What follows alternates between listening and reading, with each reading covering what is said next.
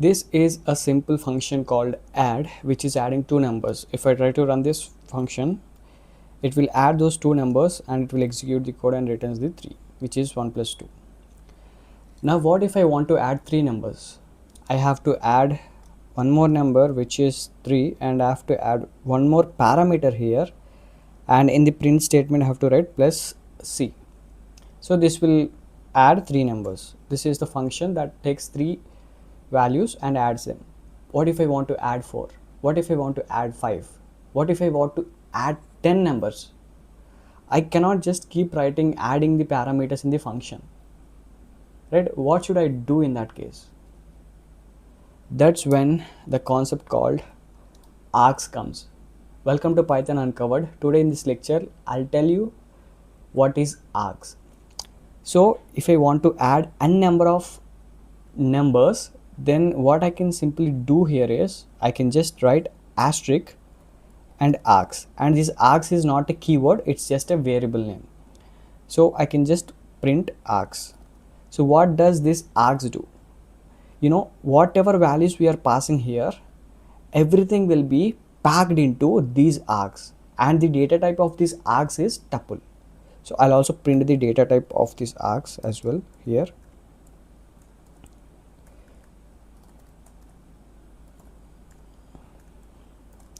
Args. So if I try to run the code now, these all three variables will be packed into a tuple, and the type of the args is the tuple, right?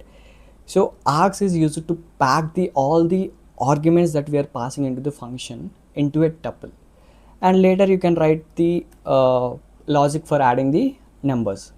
That is simply what args, and this asterisk is what it all says. And this args is just a variable name. You can write a, you can write b, you can write c, anything, but the key thing is you have to write one asterisk before the variable name you want, then it becomes an args. So args is used to pack all the arguments that we are passing into the function. Now I'll go to my canvas. I want to tell you one thing. So in Python functions there are two kinds of arguments. One is positional argument, another one is keyword argument. If you see in this function, this is add function which adds two numbers. So here a is a positional argument. I mean, this is a parameter. For this lecture I'll use parameter and argument combinedly. Like I'll use, in place of parameters I use arguments, in place of arguments I use parameters, to make you understand today's concept so well. But whenever we are defining the function, these are called parameters and these are called arguments. But for now, to make you understand clearly, I'll use arguments and parameters, vice versa.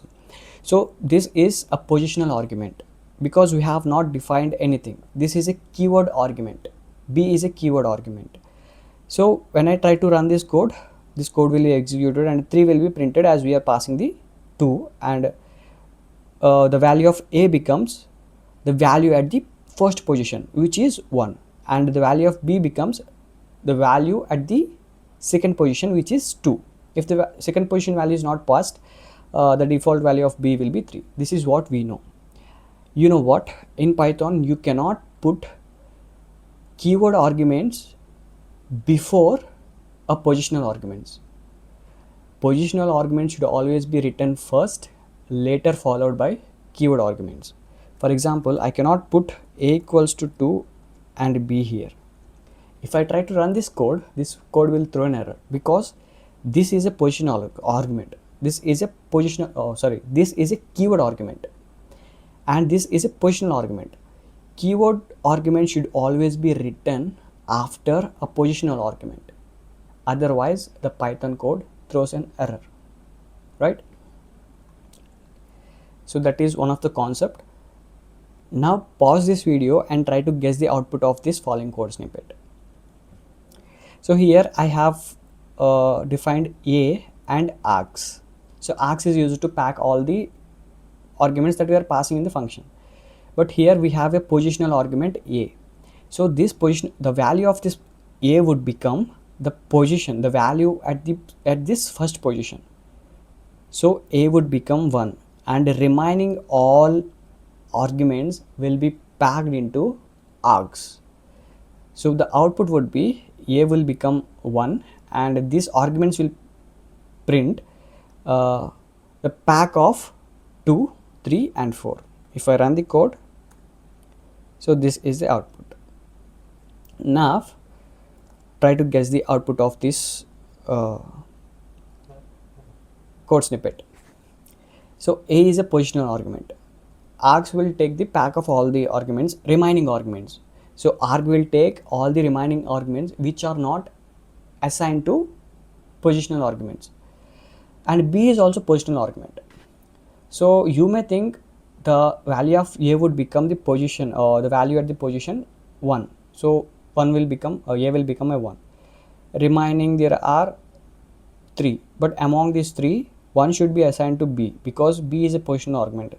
So the value would become the position at value at the, so the value of b would become the value at this position. So b would become 3 and remaining 2 will be packed into args. This is what you may think, but it will throw an error, because whenever you are writing an args, the positional argument should always be written onto the left of args, and keyword argument should always be written on the right side of the args.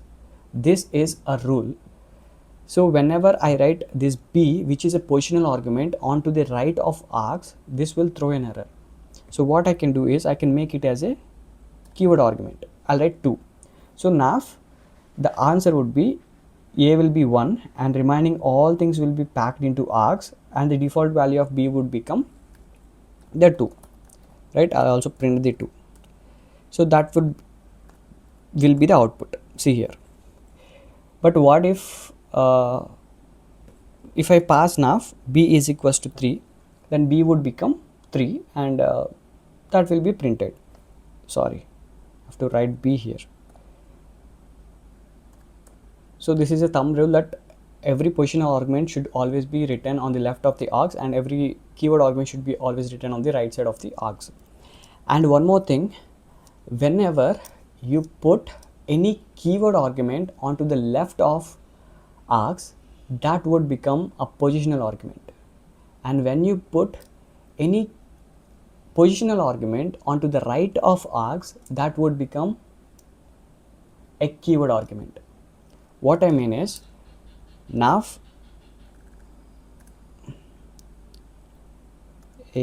let's take b equals to 2 and c. I'll write 5 here. Pause this video and try to guess the output of this following code. So obviously I'll try to print c also. So obviously this should throw an error because c should be a positional argument. It will throw an error, but there is something we have to learn. If I pass c equals to 6, now try to guess the output of this following code snippet.